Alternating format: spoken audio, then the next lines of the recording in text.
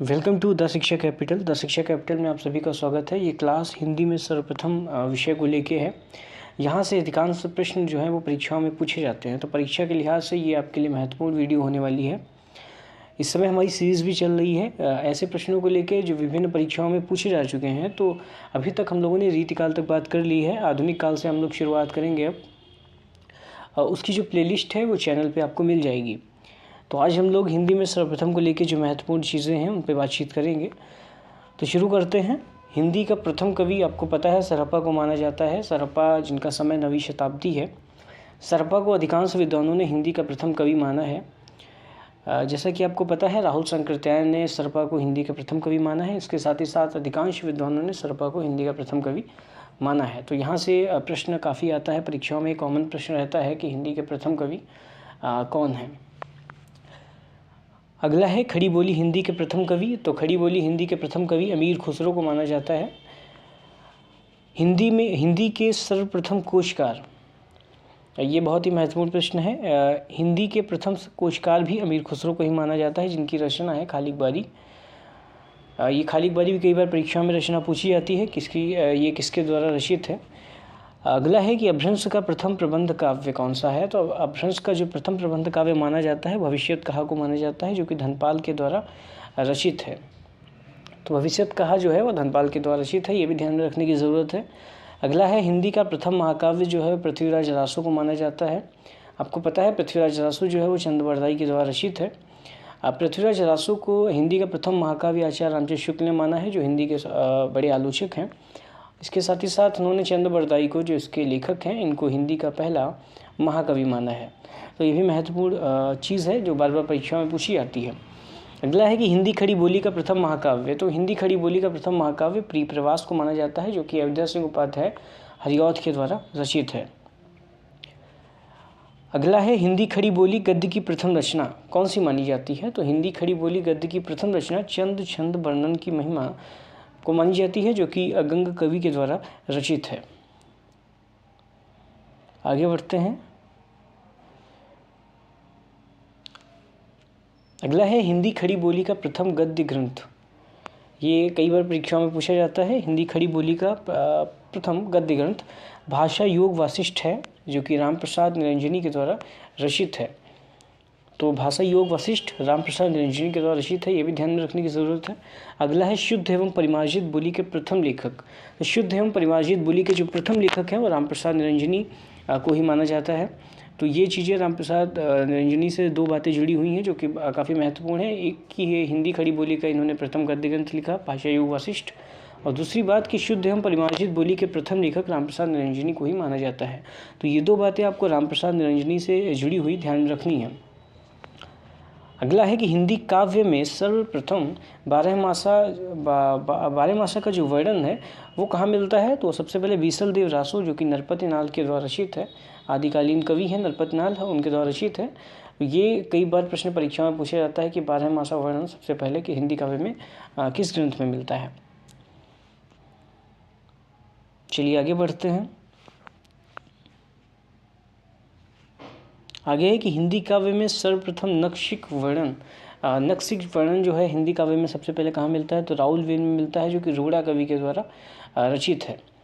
तो राउल वेल रचना जो है वो आपको ध्यान में रखना है, रोड़ा कवि के द्वारा रचित है। ये हिंदी काव्य में सर्वप्रथम नक्शिक वर्णन आपको जो है राउल वेल में मिलता है। इसके साथ ही साथ राउल वेल से जुड़ी हुई एक और महत्वपूर्ण बात कि ये हिंदी का प्रथम चंपू काव्य है। राउल वेल जो कि रोड़ा के द्वारा रचित है, रोड़ा कवि के द्वारा, ये हिंदी का प्रथम चंपू काव्य है। चंपू काव्य का मतलब होता है गद्य पद्य मिश्रित जो काव्य होता है, यानी कि जिस काव्य में गद्य का प्रयोग भी होता है पद्य का भी प्रयोग होता है, उस काव्य को चंपू काव्य कहते हैं। तो ये आपको ध्यान रखने की ज़रूरत है। हिंदी का जो प्रथम चंपू काव्य है वो राउल वेल है, और जो कि रोड़ा कवि के द्वारा रचित है। अगली महत्वपूर्ण बात कि हिंदी में सर्वप्रथम दोहा छंद का प्रयोग किसने किया, ये प्रश्न है। हिंदी में सबसे पहले दोहा छंद का प्रयोग जोइंदू ने किया। इनका जो समय है वो 6ठी सदी है। अगला है कि हिंदी में सर्वप्रथम दोहा चौपाई पद्धति का प्रयोग जो किया वो सरहप्पा ने किया। जैसा कि आपको पता है सरहप्पा हिंदी के प्रथम कवि माने जाते हैं, जिनका समय 9वीं शताब्दी है। अगले प्रश्न की तरफ बढ़ते हैं। अगला कह रहा है महत्वपूर्ण बिंदु है कि हिंदी के प्रथम गीतकार कौन है, तो हिंदी के प्रथम गीतकार जो हैं विद्यापति जी माने जाते हैं। जैसा कि आपको पता है विद्यापति की कई मुख्य रचनाएं हैं, जैसे कि पदावली के आधार पर उनको ख्याति प्राप्त हुई और उनको मैथिल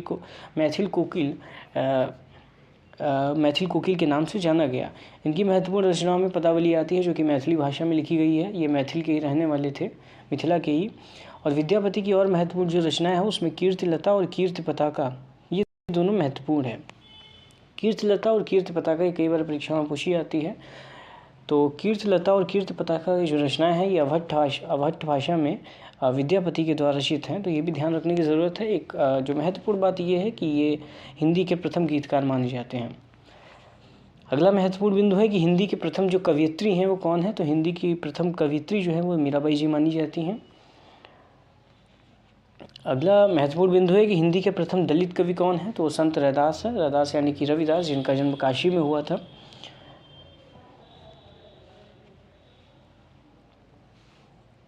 अगले प्रश्न की तरफ बढ़ते हैं। अगला प्रश्न है कि आधुनिक हिंदी के प्रथम दलित कवि, तो ये आपको कंफ्यूज नहीं होना है। हिंदी के जो प्रथम दलित कवि हैं वो संत रैदास हैं, जिनका जन्म काशी में हुआ था और जिनके गुरु का नाम रामानंद था। और आधुनिक हिंदी के जो प्रथम दलित कवि हैं वो हीरा डोम माने जाते हैं, जिनकी रचना है अछूत की शिकायत। अछूत की शिकायत भी कई बार परीक्षा में पूछी जाती है, तो हीरा डोम के द्वारा रचित है। अगला महत्वपूर्ण बिंदु है कि हिंदी खड़ी बोली का प्रथम काव्य ग्रंथ कौन सा है, तो हिंदी खड़ी बोली का जो प्रथम काव्य ग्रंथ है वो एकांतवासी योगी है, जो कि श्रीधर पाठक के द्वारा रचित है। अगले बिंदु की तरफ बढ़ते हैं। यहाँ पे जितने भी बिंदुओं की बात हो रही है ये सारे ही प्रश्न जो है परीक्षा के दृष्टिकोण से बहुत ही महत्वपूर्ण हैं, क्योंकि ये पॉसिबिलिटी ज़्यादा रहती है कि जो हिंदी में सर्वप्रथम को लेकर जो प्रश्न रहते हैं वो परीक्षाओं में कहीं ना कहीं आते हैं। अगला बिंदु है मुक्त छंद के प्रथम प्रयोक्ता यानी कि प्रयोग करने वाले। मुक्त छंद का प्रथम प्रयोक्ता जो है वो निराला है, यानी कि सूर्यकांत त्रिपाठी निराला, जिनके नाम से आप परिचित हैं, जिनकी रचना है परिमल। उन्हीं की रचना ये जूही की कली भी लिखी है। तो जूही की कली जो रचना है ये मुक्त छंद में इन्होंने सर्वप्रथम लिखी थी। तो मुक्त छंद के जो प्रथम प्रयोक्ता है वो निराला है, जिनकी रचना है जूही की कली। राम की शक्ति पूजा इनकी प्रसिद्ध रचनाओं में से है। अगला महत्वपूर्ण बिंदु है हिंदी में रीति काव्य का प्रथम ग्रंथ। तो हिंदी में रीत काव्य का जो प्रथम ग्रंथ माना जाता है वो हितरंगिनी को माना जाता है, जो कि कृपाराम के द्वारा रचित है। बहुत ही महत्वपूर्ण रचना है, कई बार परीक्षाओं में पूछी जाती है। अगला बिंदु है हिंदी का प्रथम मौलिक नाटक। तो हिंदी का जो प्रथम मौलिक नाटक माना जाता है वो नहुष को माना जाता है, नहुष जो कि गोपाल चंद के द्वारा रचित है। अगला बिंदु है कि हिंदी का प्रथम अभिनीत नाटक। तो हिंदी का जो प्रथम अभिनीत नाटक है वो जानकी मंगल है, जो कि शीतला प्रसाद त्रिपाठी के द्वारा रचित है। अगले महत्वपूर्ण बिंदु की तरफ बढ़ते हैं। कह रहा है कि हिंदी की प्रथम एकांकी। तो हिंदी की जो प्रथम एकांकी है वो एक घूंट है, जो कि जयशंकर प्रसाद के द्वारा रचित है। ये प्रश्न कई बार परीक्षाओं में पूछा जाता है। जयशंकर प्रसाद जो कि छायावाद के जो 4 स्तंभ हैं, यानी कि पंत प्रसाद, इसके साथ ही साथ महादेवी वर्मा और निराला, तो इस तरीके से उन 4 स्तंभों में से जयशंकर प्रसाद का भी नाम आता है। तो हिंदी की जो प्रथम एकांकी लिखी वो जयशंकर प्रसाद ने ही लिखी, जिसका नाम है एक घूंट। अगला प्रश्न है इसी से संबंधित है कि छायावाद का प्रथम काव्य संग्रह। तो छायावाद का प्रथम काव्य संग्रह भी जयशंकर प्रसाद जी ने लिखा, जिसका शीर्षक है झरना। हिंदी की अगला महत्वपूर्ण बिंदु है कि हिंदी के प्रथम अतुकांत रचना कौन सी है। तो हिंदी के प्रथम अतुकांत रचना प्रेम पथिक है, जो कि जयशंकर प्रसाद के द्वारा रचित है। अगला महत्वपूर्ण बिंदु है हिंदी का प्रथम गद्य काव्य। तो हिंदी का जो प्रथम गद्य काव्य है वो साधना को माना जाता है, जो कि रायकृष्ण दास के द्वारा लिखा गया है। अगला महत्वपूर्ण बिंदु है कि आचार्य शुक्ल यानी कि आचार्य रामचंद्र शुक्ल के अनुसार हिंदी की प्रथम मौलिक कहानी जो है वो कौन सी है। तो आचार्य रामचंद्र शुक्ल के अनुसार हिंदी की प्रथम मौलिक कहानी इंदुमती है, जो कि किशोरी लाल गोस्वामी के द्वारा रचित है। अगले महत्वपूर्ण बिंदु की तरफ बढ़ते हैं। हिंदी की प्रथम मौलिक कहानी कौन सी है। हिंदी की प्रथम मौलिक कहानी जो है वो सामान्यतः एक टोकरी भर मिट्टी मानी जाती है, जो कि माधवराव सप्रे के द्वारा रचित है। हालांकि आचार्य शुक्ल के अनुसार हिंदी की जो प्रथम मौलिक कहानी है वो इंदुमती है, जो कि किशोरी लाल गोस्वामी के द्वारा रचित है। चलिए अगले महत्वपूर्ण बिंदु की तरफ बढ़ते हैं। हिंदी की प्रथम वैज्ञानिक कहानी, यानी कि हिंदी की पहली साइंटिफिक जो स्टोरी जो है वो कौन सी है, वो है आपकी चंद्रलोक की यात्रा, जो कि केशव प्रसाद के द्वारा रचित है। ये महत्वपूर्ण बिंदु है, ये कई बार परीक्षाओं में पूछा जाता है कि हिंदी की प्रथम वैज्ञानिक कहानी किस रचनाकार के द्वारा रची गई। केशव प्रसाद इसके लेखक हैं और चंद्रलोक की यात्रा रचना का नाम है, यानी कि चंद्रलोक की यात्रा किसने की, केशव ने की। तो इस तरीके से आप इसको याद रख सकते हैं। अगला महत्वपूर्ण बिंदु है हिंदी की प्रथम दलित कहानी। तो हिंदी की प्रथम दलित कहानी जो लिखी वो वचनबद्ध शीर्षक से है, और इसके जो रचनाकार हैं वो सतीश हैं, और इसका जो प्रकाशन हुआ वो मुक्ति स्मारिका में 1975 ईस्वी में हुआ। तो इस हिंदी के प्रथम कहानी के विषय में कुछ महत्वपूर्ण चीज़ें थी कि इसका जो प्रकाशन हुआ 1975 में हुआ, और सतीश के जो द्वारा लिखी गई, और इसका जो शीर्षक है वो वचनबद्ध है।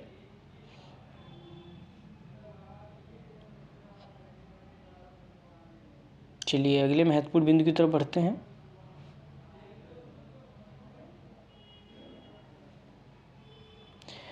अगला महत्वपूर्ण बिंदु कह रहा है कि हिंदी का प्रथम मौलिक उपन्यास। तो भैया हिंदी का जो प्रथम मौलिक उपन्यास है वो परीक्षा गुरु को माना जाता है, जो कि श्रीनिवास दास के द्वारा रचित है। ये प्रश्न कई बार पूछा जाता है, हिंदी का प्रथम मौलिक उपन्यास कौन सा है, परीक्षा गुरु है। तो हिंदी का जो प्रथम, अगला बिंदु है कि हिंदी का प्रथम दलित उपन्यास। तो हिंदी का जो पहला दलित उपन्यास लिखा वो जयप्रकाश करदम ने लिखा, और उसका जो शीर्षक है वो छप्पर है। तो हिंदी का जो प्रथम दलित उपन्यास है वो छप्पर है, जो 1994 में आया। अगला जो महत्वपूर्ण बिंदु है वो है कि हिंदी की प्रथम महिला उपन्यासकार। तो हिंदी की जो प्रथम महिला उपन्यासकार हैं वो साध्वी सती प्राण अबला हैं, जिनका मूल नाम जो है मल्लिका देवी है, और उनका जो ग्रंथ है वो है सुहासिनी, जो कि 1890 में आया। तो यहाँ से भी प्रश्न आ सकता है कि जो सुहासिनी ग्रंथ है वो किस ईस्वी में आया, और इसकी जो रचनाकार हैं वो कौन है। तो हिंदी की जो प्रथम महिला उपन्यासकार है वो साध्वी सती प्राण अबला को माना जाता है। अगला महत्वपूर्ण बिंदु है कि हिंदी की प्रथम आत्मकथा। तो हिंदी की जो प्रथम आत्मकथा लिखी वो बनारसी दास ने लिखी, और उसका जो शीर्षक है वो अर्धकथानक है। तो हिंदी की जो प्रथम आत्मकथा है वो अर्धकथानक है, जो कि बनारसी दास के द्वारा रचित है। अगला महत्वपूर्ण बिंदु है कि हिंदी का प्रथम मानक जीवनी ग्रंथ। तो हिंदी का प्रथम मानक जीवनी ग्रंथ जो है वो कलम का सिपाही है, जो कि अमृत राय के द्वारा रचित है। हिंदी का प्रथम यात्रा संस्मरण। तो हिंदी का जो प्रथम यात्रा संस्मरण माना जाता है वो लंदन यात्रा को माना जाता है, जो कि श्रीमती हरदेवी के द्वारा रचित है, 1883 में आया था। अगले महत्वपूर्ण बिंदु को देखते हैं, हिंदी का प्रथम रिपोर्टाज। तो हिंदी का जो प्रथम रिपोर्टाज है वो लक्ष्मीपुरा है, जिससे आप परिचित होंगे। कई बार ये परीक्षाओं में प्रश्न आता है कि हिंदी का प्रथम रिपोर्टाज कौन सा है। ये शिवदान सिंह चौहान के द्वारा जो है रचित है। तो हिंदी का जो प्रथम रिपोर्टाज है वो लक्ष्मीपुरा है, और ये शिवदान सिंह चौहान के द्वारा रचित है। अगला महत्वपूर्ण बिंदु है हिंदी का प्रथम संस्मरण। हिंदी का जो प्रथम संस्मरण है वो पद्म पराग है, जो कि पद्म सिंह शर्मा के द्वारा रचित है। तो ये आपको ध्यान में रखना है कि पद्म पराग यानी कि पद्म सिंह शर्मा के द्वारा रचित है। दोनों ही जगहों पर, दोनों ही शीर्षक में जो है आप देखेंगे नाम में और रचना में पद्म पद्म है, तो इस तरीके से आप याद रख सकते हैं। पद्म पराग जो है वो पद्म सिंह शर्मा के द्वारा रचित है। हिंदी की प्रथम महिला आत्मकथा। तो हिंदी की जो प्रथम महिला आत्मकथा है वो मेरी जीवन यात्रा है, जो कि जानकी देवी बजाज के द्वारा रचित है। जानकी देवी बजाज साहित्य के क्षेत्र में बड़ा नाम है। तो हिंदी की जो प्रथम महिला आत्मकथा है वो मेरी जीवन यात्रा है, जो कि जानकी देवी बजाज के द्वारा रचित है।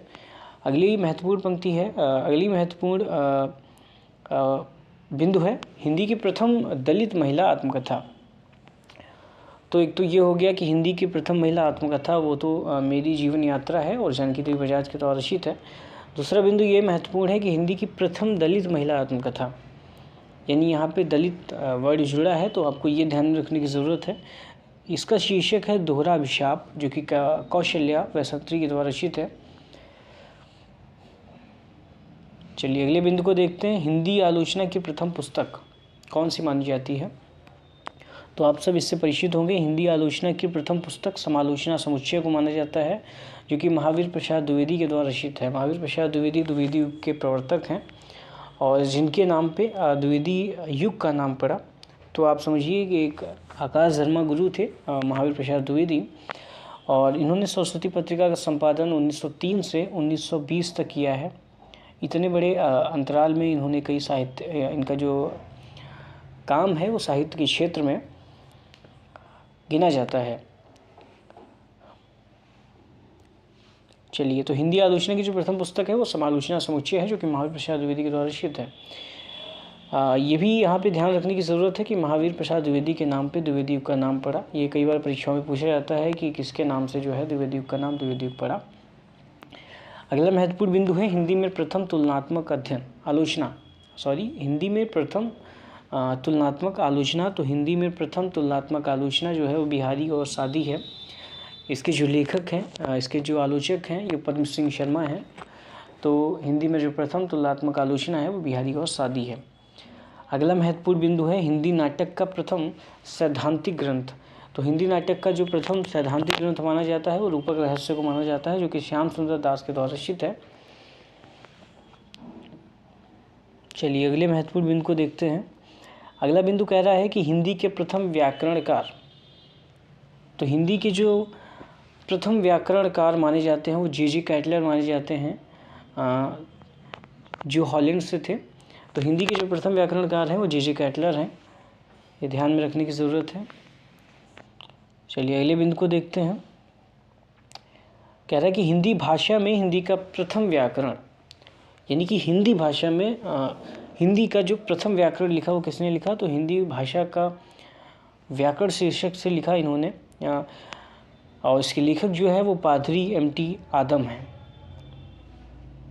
तो हिंदी भाषा में हिंदी का जो प्रथम व्याकरण है उसका शीर्षक है हिंदी भाषा का व्याकरण, जो कि 1827 में आया, और इसके लेखक हैं पादरी एम.टी. आदम। अगला महत्वपूर्ण बिंदु है हिंदी का प्रथम भारतीय व्याकरण।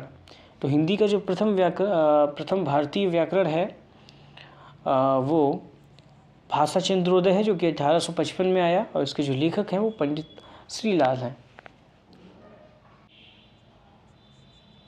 चलिए, आगे बढ़ते हैं। अगला बिंदु कह रहा है कि राजभाषा आयोग के प्रथम अध्यक्ष। तो राजभाषा आयोग के जो प्रथम अध्यक्ष हैं वो बाला साहेब गंगाधर खेर हैं। अगला महत्वपूर्ण बिंदु है हिंदी साहित्य परिषद के प्रथम अध्यक्ष। तो हिंदी साहित्य परिषद के जो प्रथम अध्यक्ष हैं वो पुरुषोत्तम दास टंडन को माना जाता है। अगला महत्वपूर्ण बिंदु है कि राष्ट्रीय नाट्य विद्यालय के प्रथम अध्यक्ष। तो राष्ट्रीय नाट्य विद्यालय के जो प्रथम अध्यक्ष हैं वो इब्राहिम अलकाजी हैं। राष्ट्रीय नाट्य विद्यालय, जहाँ से देश भर के तमाम बड़े बड़े अभिनेताओं ने अभिनय सीखा।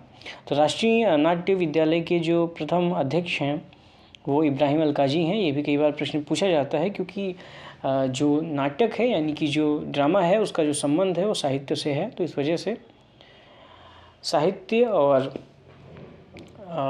मनोरंजन का जो संबंध है वो बहुत ही गहरा है। इसीलिए आप देखेंगे जो अधिकांश बड़ी बड़ी रचनाएं हुई हैं उन पर फिल्में बनी हैं, और इस तरीके से साहित्य का अनुसरण सिनेमा करता है। अगला महत्वपूर्ण बिंदु है कि हिंदी में प्रथम डी.लिट उपाधि प्राप्तकर्ता कौन है? तो हिंदी के जो प्रथम डी.लिट उपाधि प्राप्तकर्ता हैं वो डॉक्टर पीताम्बर दत्त बर्थवाल हैं। ये महत्वपूर्ण बात है। हिंदी में जो है पहली डी.लिट उपाधि किसने प्राप्त की, ये भी जानना आवश्यक है। अगला महत्वपूर्ण बिंदु कह रहा है कि नागरी प्रचारणी सभा के जो प्रथम सभापति थे वो कौन थे? तो नागरी प्रचारणी सभा के जो प्रथम सभापति थे वो बाबू राधाकृष्ण दास थे। अगला बिंदु कह रहा है कि नागरी लिपि सुधार समिति के प्रथम सभापति। तो नागरी लिपि सुधार समिति के जो प्रथम सभापति हैं वो महात्मा गांधी हैं।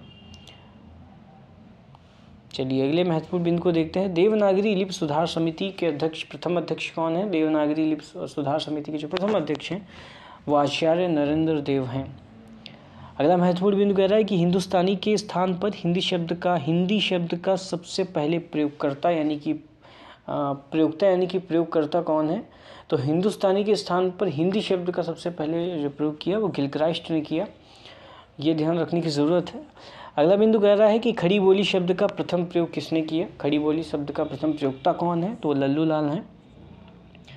तो आपने देखा कि महात्मा गांधी हों, चाहे वो बाबू राधाकृष्ण दास हों, चाहे वो इब्राहिम अलकाजी हों, चाहे वो मदन मोहन मालवीय हों, चाहे वो आचार्य नरेंद्र हों, तमाम लोगों का जो कि अलग अलग क्षेत्रों से रहे। जैसे महात्मा गांधी जो है वो जिनका पॉलिटिकल बैकग्राउंड रहा, लेकिन वो उनका जो संबंध रहा आचार्य, ऐसे ही आचार्य नरेंद्र देव हो गए। तो हिंदी के सुधार में और हिंदी के उत्थान के लिए इन लोगों ने काम किया, ये भी आपको जानने की ज़रूरत है। तो ये कुछ महत्वपूर्ण बिंदु थे जो कि हिंदी के सर्वप्रथम को लेके थे, यानी कि हिंदी में सबसे पहले ये चीज़ें हुई।